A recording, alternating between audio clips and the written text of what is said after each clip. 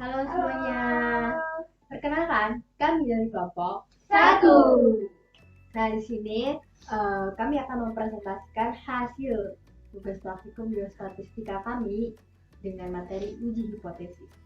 Perkenalkan, nama saya Cynthia Savitri dengan NIM 210853004 dan di sebelah saya ada Saya Naja Nurhaya dengan NIM 210853104 dan kakak saya Lima Dery Lusidiari dengan NIM 210853104. Saya Duta Lestari dengan NIM 210853104 dan rekan saya. Saya Niti Diantari dengan NIM 210853101 dan rekan saya. Saya Yusna Putri Saraswanyawati dengan NIM 21085310153. Oke, maka selanjutnya kami akan mempresentasikan hasil pengujian hipotesis uji T independen terhadap kasus terkonfirmasi sembuh dan meninggal akibat COVID-19.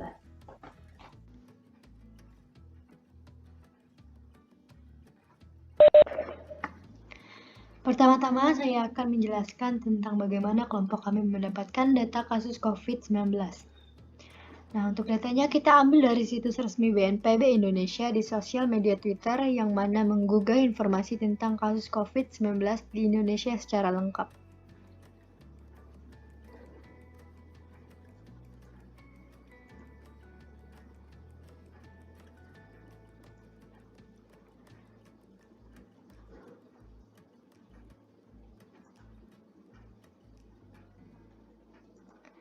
Nah, untuk contohnya di sini saya mencari data COVID pada tanggal 1 Juni 2022. Lalu tinggal di scroll hingga data yang diinginkan muncul.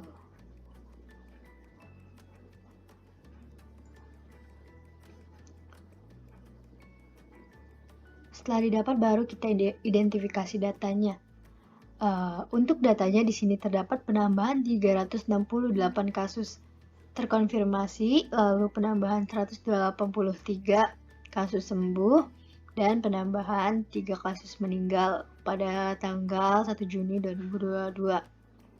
Nah, cara ini juga dilakukan atau berlaku untuk pencarian data kasus terkonfirmasi sembuh dan meninggal selama 4 bulan ke depan terhitung dari bulan Juni hingga September, yang mana itu merupakan sampel dari data yang kita olah nanti. Selanjutnya, kita akan masuk ke proses pengolahan data menggunakan Microsoft Excel, yang mana rekan saya Riris akan menjelaskan cara pengolahan datanya. Untuk Riris, dipersilahkan.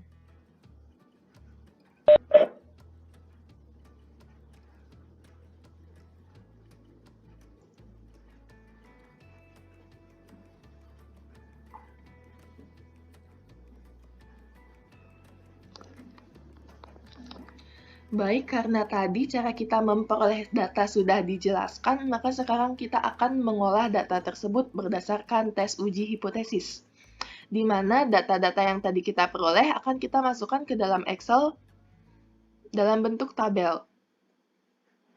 Setelah kita memasukkan data, maka langkah selanjutnya adalah menentukan nilai H0 dan H1, di mana sebelum menentukan H0 dan H1 tersebut, kita menentukan hipotesisnya. Hipotesis yang kami gunakan adalah vaksin efektif untuk menurunkan rata-rata jumlah kasus positif setidaknya kurang dari 3.500 kasus. Jadi, dari hipotesis yang tadi, kita akan menentukan H1 dan H0. Dari hipotesis tersebut, dapat kita menentukan nilai H1. Kenapa kita dapat menentukan nilai H1? Karena dalam hipotesis tersebut tidak terdapat sama dengannya. Apabila terdapat sama dengan, maka hipotesis tersebut masuk ke H0.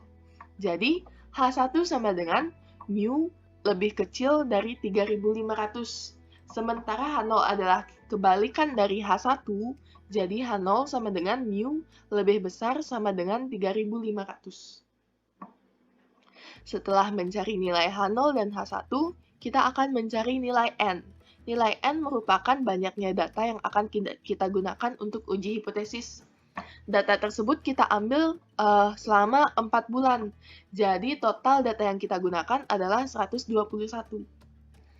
Selanjutnya adalah nilai A atau taraf signifikansi, yaitu kita mengambil taraf signifikansi kita adalah sebesar 5% atau 0,05. Selanjutnya adalah nilai mu0. Nilai mu0 merupakan nilai 3.500 tadi. Setelah menentukan nilai mu0 adalah menentukan X-bar-nya. X-bar merupakan nilai rata-rata data yang kita peroleh, yaitu dengan menggunakan rumus average dengan hasil rata-rata yang kita dapat yaitu sebesar 3078. Setelah kita menentukan nilai rata-ratanya, maka langkah selanjutnya adalah menentukan deviasinya atau nilai standar deviasi atau nilai S. Dengan rumus Excel-nya yaitu STDEF dan hasil yang kita peroleh adalah 1758. Nah, variabel-variabel yang kita ketahui tadi akan kita masukkan ke dalam rumus T hitung. Rumus T hitung adalah T sama dengan X bar dikurang mu0 per S dibagi akar N. Untuk penjelasan perhitungannya akan dilanjutkan oleh Cynthia. Terima kasih.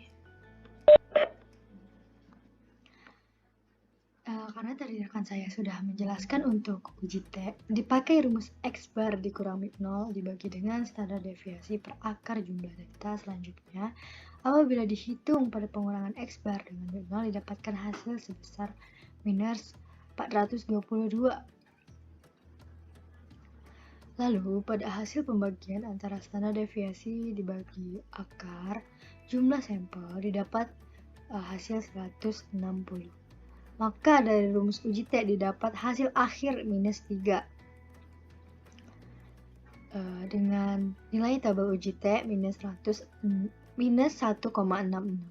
Hasil tersebut didapat dari tabel uji T dengan taraf signifikansi 0,05 sebagai acuan kolom dan derajat bebas 120 yang mana derajat bebas didapat dari jumlah data dikurang 1 sebagai acuan baris. Untuk hasil uji T kasus terkonfirmasi, kita menggunakan hipotesis AH0, yaitu T hitung lebih besar atau sama dengan mu0 dari hasil perhitungan tadi, dan didapatkan nilai T hitung yang lebih kecil dari nilai T kritis. Dari hasil perhitungan ini, didapatkan hasil yaitu H0 atau hipotesis awal diterima. Maka diartikan H1 ditolak karena nilai T hitung minus 3 lebih kecil dari nilai titik kritis atau T tabel yang mana nilainya adalah minus 1,66. Dan disimpulkan H0 diterima. Dan untuk kasus sembuh akan diterangkan dan dijelaskan oleh rekan saya Dwita.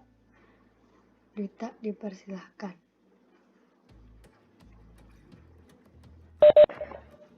Baik, selanjutnya di sini saya akan mempresentasikan mengenai data dari kasus sembuh COVID-19 di Indonesia.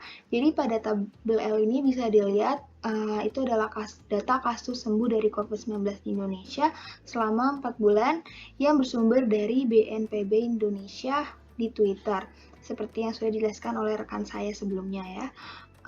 Lalu kami di sini menguji efektivitas vaksin terhadap penurunan angka sembuh dari COVID-19 di Indonesia. Dari hipotesis yang kami gunakan dapat diketahui bahwa H1 atau hipotesis alternatifnya yaitu mu kurang dari 3.500. Sedangkan untuk H0-nya atau hipotesis awal yaitu mu lebih dari sama dengan 3.500. Untuk N-nya dapat kita ketahui N itu atau data sampel, jumlah data sampel sebesar 121 karena kita menggunakan 4 bulan yaitu ada 121 hari. Lalu untuk alfanya atau taraf signifikannya itu kami menggunakan 0,05 atau setara dengan 5%. Sedangkan untuk mu0-nya tadi sebesar 3.500, X barnya kita dapatkan sebesar 2.905 dengan menggunakan rumus Excel average. Untuk standar deviasinya atau S, kita mendapatkan angka senilai 1762,79 dengan menggunakan rumus Excel STDEV. Selanjutnya, di sini kami menghitung hipotesis nolnya menggunakan uji T. Nah, di uji T ini rumusnya adalah T sama dengan X bar dikurangi mu 0 per S per akar N. Nah, untuk cara perhitungan hingga hasilnya nanti akan dijelaskan oleh rekan saya Najla. Kepada Najla, saya persilakan. Baik, terima kasih atas waktu yang telah diberikan. Saya akan menjelaskan mengenai cara perhitungan dari uji T ini. Menggunakan rumus X bar dikurangi mu 0 dibagi standar deviasi per akar N atau jumlah data. Dan didapatkan hasil minus 595 per 160,254 dengan hasil akhir didapatkan minus 3,7112. Lalu selanjutnya yang harus setelah mendapatkan nilai T hitung ini, selanjutnya yang harus dicari yaitu nilai T berdasarkan tabel uji T. Untuk mencari nilai T dibutuhkan taraf signifikasi yang telah diketahui yaitu sebesar 0,05 dan nilai derajat bebas. Dan untuk mencari derajat bebas itu menggunakan rumus dengan rumus N dikurangi 1 dan didapatkan hasil 120.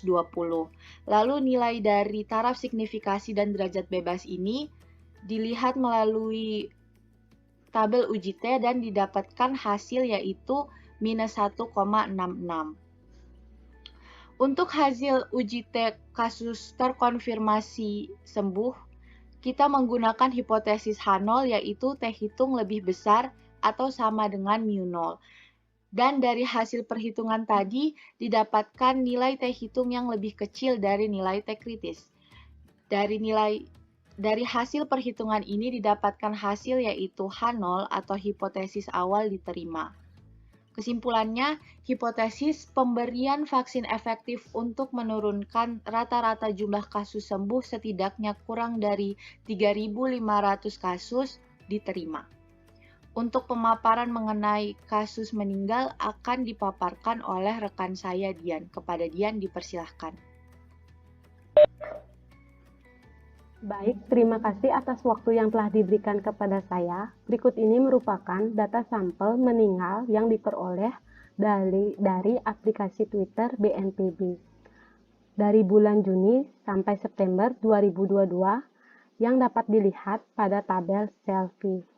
Dari tabel ini dapat ditentukan kategori meninggal. Hipotesis yang digunakan adalah pemberian vaksin efektif untuk menurunkan rata-rata jumlah kasus kematian setidaknya kurang dari 15 kasus. Jadi, dalam kasus ini dapat dikatakan hipotesis alternatif karena kurang dari 15 kasus.